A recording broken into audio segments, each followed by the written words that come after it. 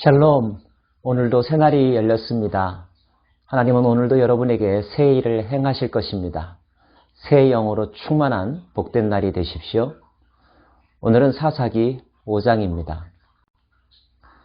오랫동안 타민족에 의하여 압제당하다가 해방을 맞이했다면 그 기쁨은 얼마나 클까요? 우리나라는 일제 36년 동안 압제를 당하다가 8.15 광복절을 맞이하게 되었죠. 그 광복절의 상황을 제가 직접 경험하지는 못하였지만 충분히 상상할 수 있을 것 같습니다. 모든 백성들이 거리로 뛰쳐나왔겠죠.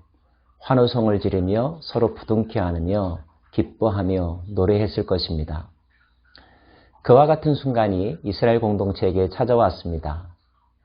하솔왕 야빈으로 말미암아 20여 년 동안 압제를 당하고 또 고생했던 이스라엘 백성들이 그와의 전쟁에서 승리하고 압제로부터 벗어난 날 얼마나 기뻤겠습니까?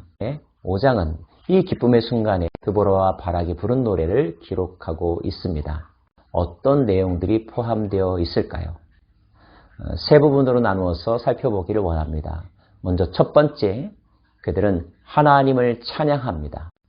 이날에 드보라와 아비노함의 아들 바락이 노래하여 이르되 이스라엘의 영솔자들이 영솔하였고 백성이 즐거이 헌신하였으니 여호와를 찬송하라.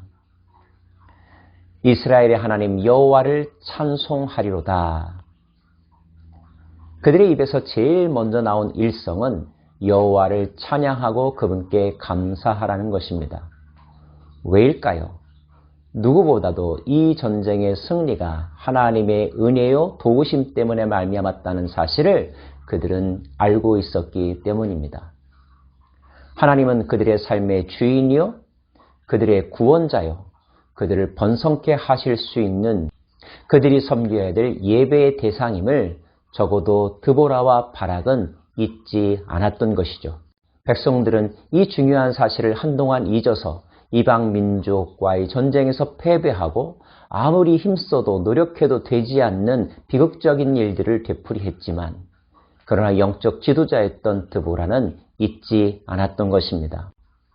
그리고 문제가 해결된 순간에 다시 한번 선포함으로써 백성들로 하여금 기억할 것을 강조하고 있는 것이죠. 드보라와 바락처럼 여러분도 가장 기쁨의 순간에 하나님을 노래하실 수 있습니까?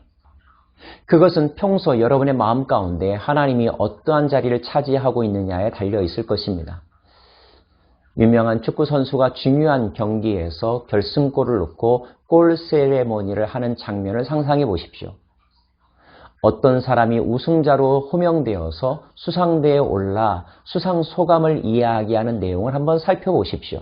그들의 입에서 나오는 첫 마디가 곧 그들의 가치관이요 평소의 생각이요 그들이 중요시하는 것임을 우리는 알 수 있습니다.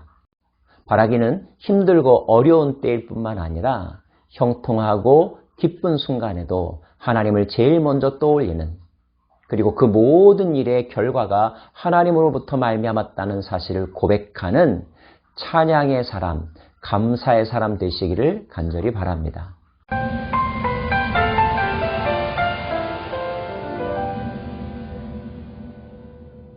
두 번째로 드보라와 바락의 노래 가운데는 이 전쟁의 승리를 위하여 함께 참여했던 사람들, 공을 세운 사람들의 리스트가 등장합니다. 오늘 말씀은 드보라가 이스라엘의 어머니가 되었다라고 기록되어 있습니다. 드보라는 사사로서 바락은 군대 장관으로서 환상적인 드림팀을 형성하여 이 전쟁을 수행했고 좋은 결과를 얻어내었습니다. 그들은 백성들의 잘못된 길을 바로잡았을 뿐만 아니라 그들을 압제와 곤란으로부터 해방시키는 중요한 역할을 했습니다. 시대마다 하나님은 사람을 찾으시고 그 사람을 통하여 일하시죠. 이 시대에도 드보라와 바락과 같은 지도자들이 필요하지 않습니까? 그 사람들이 어디에 있습니까? 바로 여러분이 그러한 사람이 될 수 있습니다. 또 그러한 사람이 이 국가를 위하여 봉사할 수 있도록 우리는 기도해야 할 것입니다. 드보라와 바락뿐만 아니라 이 전쟁에 함께 참여했던 많은 지파들도 있습니다. 에브라임 지파가 나오고 마길은 므낫세의 장남입니다. 므낫세 지파가 나오고요. 스불론 지파, 이사갈 지파들의 이름들이 등장합니다. 지난 20여 년 동안 그들이 전혀 노력하지 않은 것은 아니었을 것입니다. 노력해도 안 되었겠죠.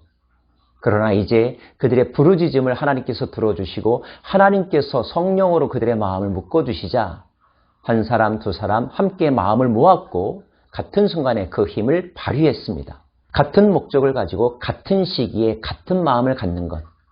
그때 비로소 시너지 효과가 일어나는 것이고 목표는 달성되는 것이겠죠. 총화단결이라는 단어를 들었던 때가 있었습니다. 어려운 때일수록 국민들이 한마음 한뜻이 되어서 그 문제를 해결해 가자고 하는 지도자의 외침이었죠. 형통하고 발전하는 공동체는 한마음 한뜻이 됩니다. 무너지고 깨어지는 공동체는 마음이 사분오열이 되고 자기 목소리를 내기에만 바쁘죠. 여러분의 공동체는, 여러분의 교회 공동체는 어떠한 모습인지 돌아보았으면 좋겠습니다. 특별히 공을 세웠던 두 지파가 거론되고 있습니다. 바로 스불론 지파와 납달리 지파이죠. 그들은 군사들 만여 명을 모아서 바락과 함께 그 전쟁을 수행했습니다. 죽음을 무릅쓰고 뛰어들었고 지도자의 말을 죽기까지 따랐습니다. 승리의 이면들을 한낱이 살펴보면 특별히도 고생한 사람들이 있습니다. 더 많이 희생한 사람들이 있고요. 그런 사람들이 숨겨진 노고와 헌신을 드러내는 일, 치하하는 일, 당연한 일이 아닐까요?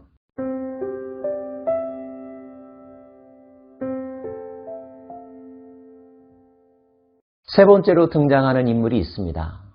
바로 헤벨의 아내 야엘이라고 하는 사람입니다. 야엘의 남편은 겐 사람 헤벨이었습니다. 즉 이방인이라는 뜻입니다. 그리고 하솔왕 야빈과 헤벨의 집안은 서로 우호적인 관계를 지속해 왔었다고 성경은 기록하고 있습니다. 그렇다면 야빈을 위해서 싸우는 군대 장관 시스라를 헤벨의 아내 야엘은 도와줬어야 했겠죠. 그러나 야엘은 그런 선택을 하지 않았습니다. 야엘은 시스라를 숨겨주는 척하다가 계략으로 시스라를 묶어두었고 시스라를 결국 죽였습니다. 이 모든 전쟁을 끝마치게 하는 결정적인 공을 세운 사람이 바로 야엘입니다. 이스라엘의 입장에서는 야엘이 얼마나 고맙고 야엘이 세운 공이 얼마나 크게 느껴졌을까요? 오늘 말씀에도 겐사람 헤벨의 아내 야엘은 다른 여인들보다 복을 받을 것이니 장막에 있는 여인들보다 더욱 복을 받을 것이로다. 성경에 등장하는 여인들 중에서 복이 있다라고 하는 칭찬을 받는 여인들이 몇 명이 있죠? 한나가 그러하고 마리아가 그러하고 아비가일이 그러합니다. 야엘도 그들과 마찬가지로 복이 있다라고 칭찬을 받은 사람입니다. 그는 이방 사람임에도 불구하고 여인임에도 불구하고 결정적인 순간 단호하고 대범한 행동으로 시스라를 죽였고 이스라엘의 승리를 가져다주는 결정적인 기여를 했습니다.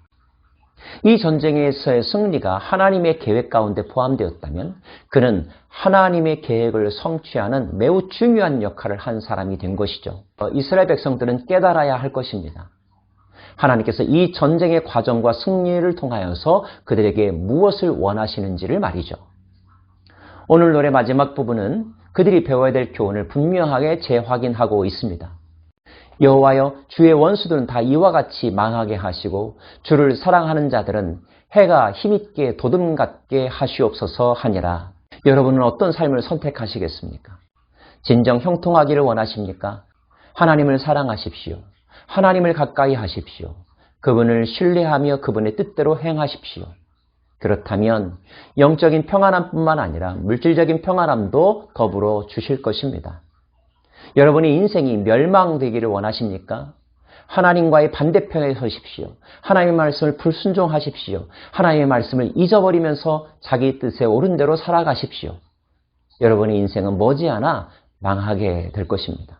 이 전쟁의 승리를 통하여서 다시 한번 그들이 주를 사랑하는 마음을 회복하게 되었을 때 하나님은 그 공동체가 40여 년 동안 다시 평안을 누렸다고 기록하고 있습니다.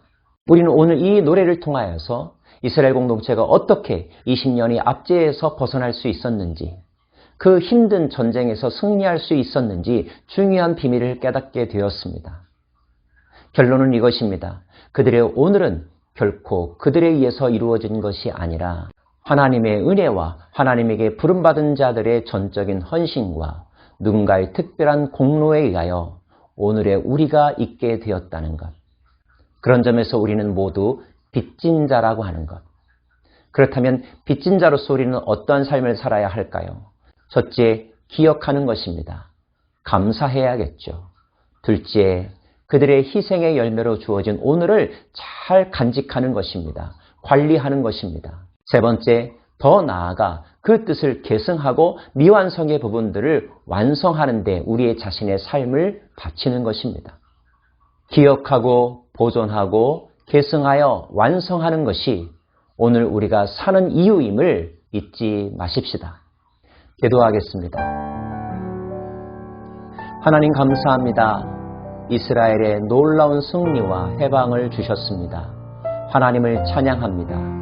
우리의 개인의 삶에도 우리의 국가 공동체에도 하나님께서 인도하여 주시고 베푸신 은혜가 크고도 놀랍습니다.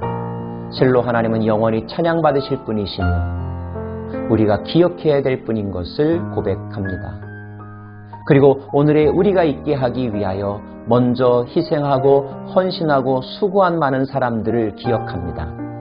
그들에게 또한 감사의 마음을 표현합니다. 우리가 그들의 수고에 빚졌으니 그 빚진 자로서의 삶을 잘 감당하는 오늘 되게 하여 주시고 우리는 우리의 다음 세대들에게 아름다운 나라, 하나님의 나라를 물려줄 수 있는 올바른 삶의 주인공들 되게 하여 주옵소서. 예수님 이름으로 기도합니다.